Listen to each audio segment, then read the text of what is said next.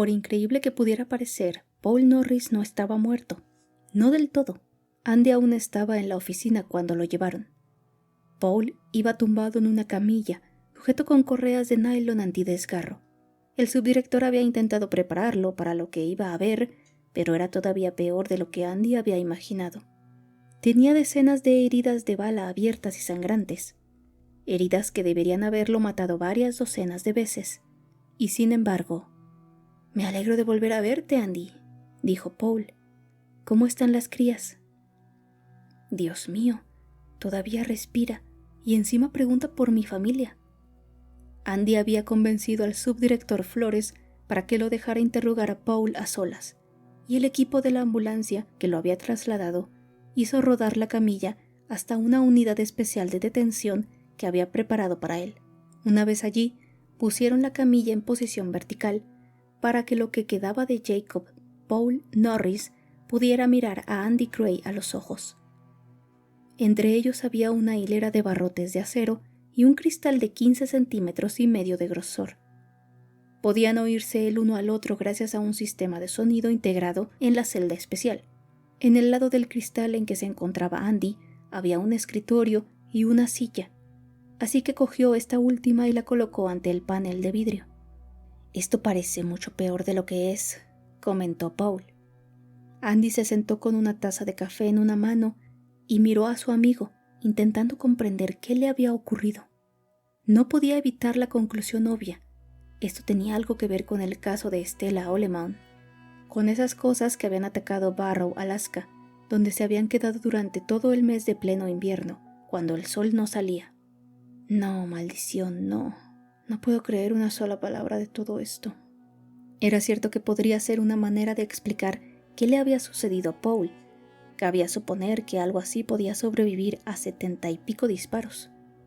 «Pero yo no puedo aceptarlo, eso es todo, de ninguna manera». Miró a Paul a los ojos, bebió un sorbo de café e intentó encontrar alguna otra explicación plausible. El concurso de miradas continuó durante varios segundos agónicos. «Los sanitarios de la ambulancia han controlado tus constantes vitales», dijo Andy al cabo. «¿Y? Estás muerto». «En realidad», matizó Paul, «estoy en algún punto intermedio. Mi señora desapareció antes de que pudiera saborear su sangre». «¿Sangre?», repitió Andy como un eco reflexivo. «Sí», respondió Paul, «sangre.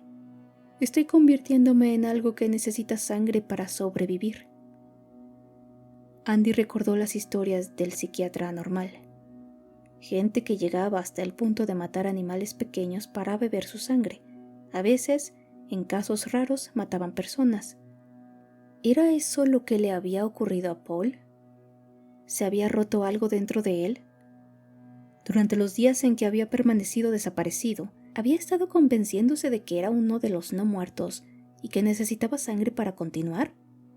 ¿Qué, en el nombre de Dios, habría podido impelerlo a hacer eso de modo tan repentino? Al final, se lo preguntó a bocajarro. «¿Qué demonios te sucedió ahí afuera, Paul?» Paul respondió con total pragmatismo.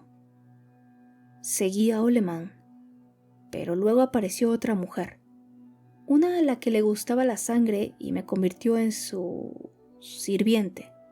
Su Renfield, supongo. Me tomó, Andy. No tuve elección». Sí, claro. Paul ya había sido tomado por otras mujeres antes, a veces mientras estaban de servicio, pero nunca había desaparecido durante más de una hora, y el fluido que le habían extraído en esas ocasiones no había sido sangre.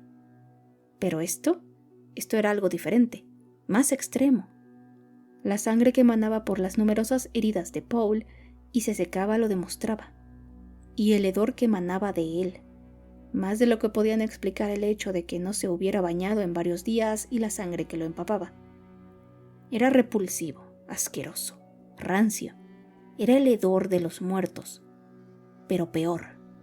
Por primera vez en muchísimo tiempo, lo que Andy Gray necesitaba más que nada en este momento era un cigarrillo. «¿Y qué vamos a hacer ahora?», preguntó Andy. A fin de cuentas, era la psicosis de Paul. Tal vez encontrarían una manera de ocuparse de ella. Pero la respuesta fue enervante. Será mejor que encuentres una manera de matarme o lárgate de aquí tan deprisa como puedas. ¿Qué se supone que significa eso?, le preguntó Andy. Cualquiera que fuese el trastorno que aquejaba a Paul, estaba empeorando con cada minuto que pasaba. A pesar de las heridas y su estado mental, Paul había estado hablando con Andy como los viejos amigos que eran. Sus respuestas habían sido demenciales, pero lúcidas al mismo tiempo, todas con sentido dentro del montaje mental que había construido para sí. Y el colmo de la locura era que Paul había asimilado a Andy completamente en este montaje y se había distanciado de una situación que cualquier observador accidental podía ver que ya había descendido hasta la locura. La parte más atemorizadora del asunto, sin embargo, era que Andy nunca había visto a Paul mirar a nadie, ni siquiera a los maleantes y cabronazos que tanto odiaba, con nada parecido al desdén que le demostraba a él en ese momento. Lo que sucedió a continuación fue todavía más sorprendente. Del principio al final duró solo unos segundos, pero cuando Andy lo rememoró para intentar examinarlo tardó horas, porque lo que sucedió a continuación debería haber sido imposible. Paul se contorsionó, casi como si se pusiera una chaqueta, y las tiras de nylon simplemente salieron disparadas. Una vez libre, sujetó los barrotes y tiró hacia los lados, curvándolos, hasta separarlos lo bastante como para pasar entre ellos. Con los puños atravesó de un golpe el vidrio supuestamente irrompible. Algunas de las esquirlas que salieron volando hirieron a Andy, pero él, presa del horror, ni siquiera lo sintió. Paul, en posesión de una fuerza imposible, iba hacia él, y entonces levantó a Andy del suelo, sujetándolo por el cuello del traje barato. Andy pataleó en el aire, indefenso. Abrió la boca, pero no logró que ningún sonido saliera de ella. A Andy lo habían apuntado con armas de fuego. Insignificantes cabecillas del narcotráfico le habían chillado mientras se los llevaban, que degollarían a su familia mientras lo obligaban a mirar, pero nunca en su vida había estado tan aterrorizado como en ese momento. Habría podido resistir 1 millar más de disparos delante del hotel. Le rugió Paul a la cara. Pero la cabeza. Nada puede vivir sin cabeza. Dejó en el suelo a Andy, que estaba paralizado de miedo, incapaz de defenderse.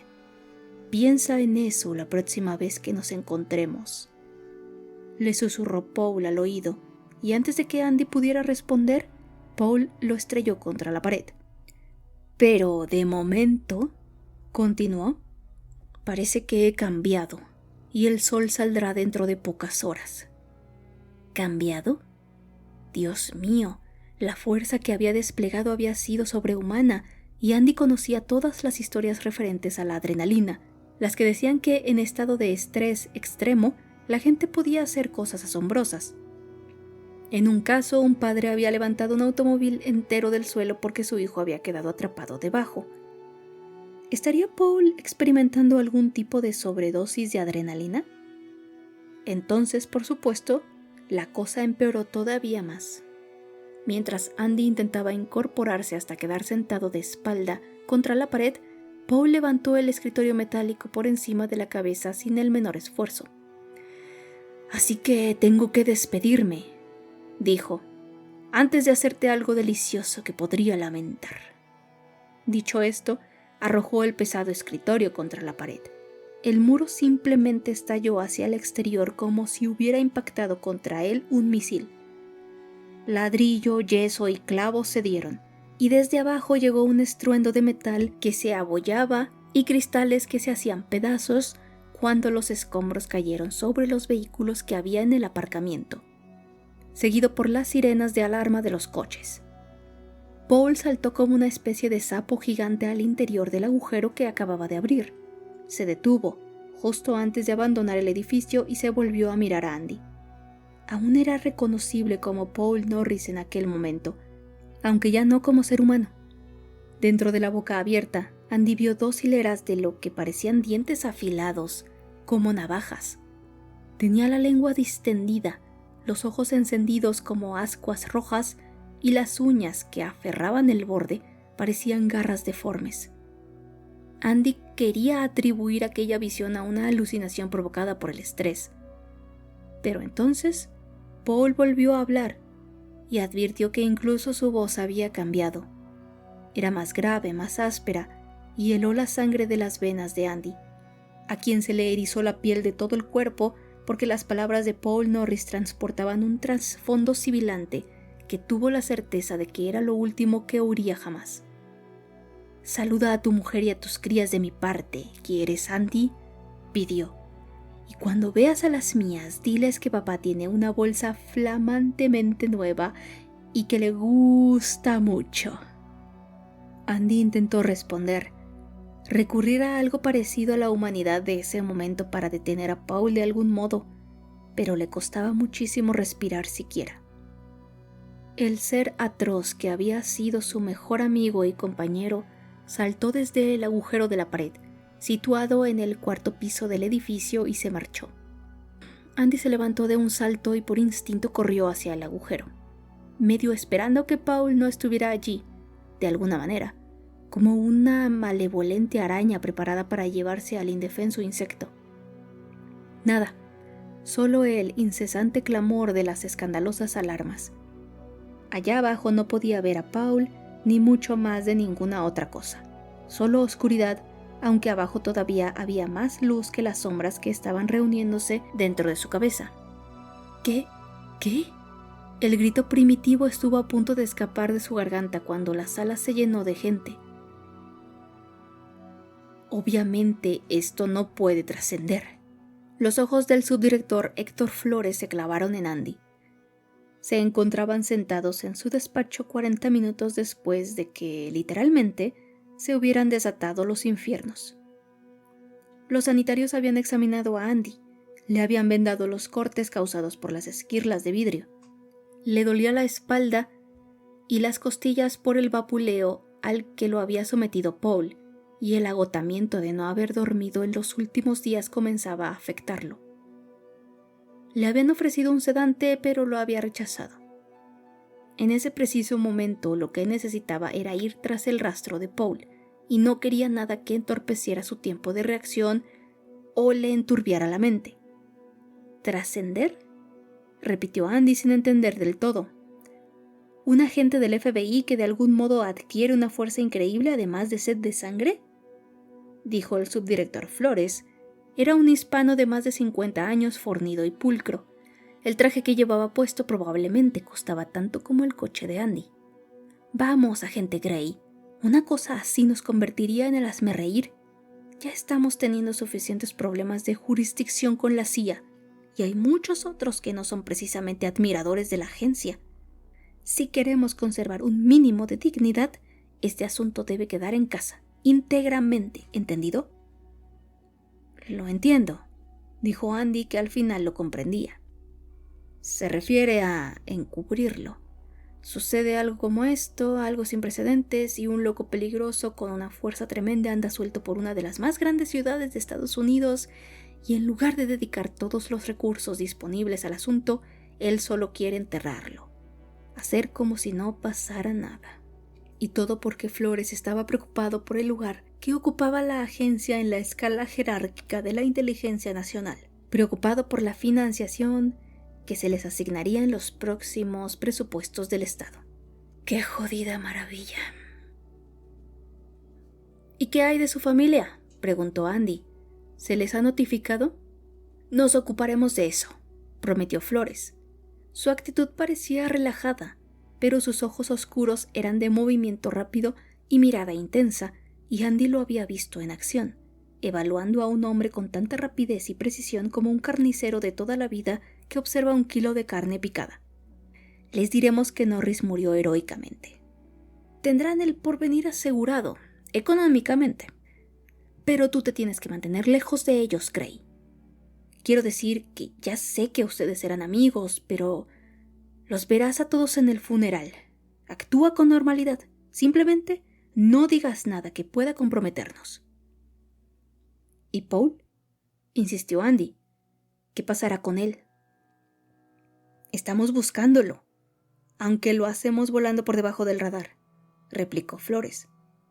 Pero nadie lo conocía mejor que tú. Flores se inclinó hacia adelante. Lo que necesitamos que hagas es que salgas allá afuera y elimines cualquier rastro de todo este desastre. Señor, no entiendo. Sí que entiendes, lo cortó el subdirector. Deja limpia esa habitación de motel. Elimina los informes policiales, el homicidio de Judith Ali. Todo. Por lo que a nosotros respecta, esto nunca existió. ¿Como si el propio Paul nunca hubiera existido? Flores se encogió de hombros y se rascó una sien plateada. Dilo como quieras, asintió. Pero ocúpate del asunto antes de que nos muerde el trasero. ¿Y qué hacemos con el agujero en la pared?, continuó Andy. Y con todos los agentes que estaban en el motel o dentro de este edificio cuando el agente Norris escapó. Ya nos estamos ocupando de los temas internos, respondió Flores.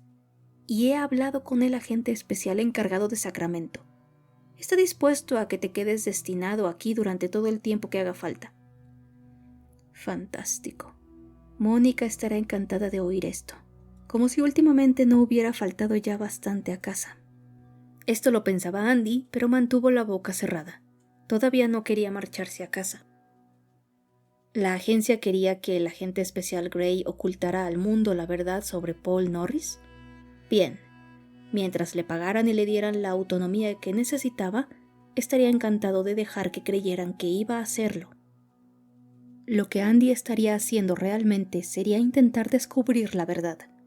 En ese momento lo único que tenía era la cabeza llena de preguntas y unos cuantos dolores por las molestias que se había tomado. Será mejor que encuentres una manera de matarme. Paul Norris, el antiguo Paul, habría querido una respuesta. Siempre era una cuestión de atrapar al tipo malo. El nuevo Paul era una especie de monstruo. Ahora todo apuntaba a que era él el tipo malo. Andy quería una explicación concreta. Quería entender. Piensa en eso la próxima vez que nos encontremos. Y de repente, Andy se encontró con que tenía mucho miedo a las respuestas que estaba intentando encontrar.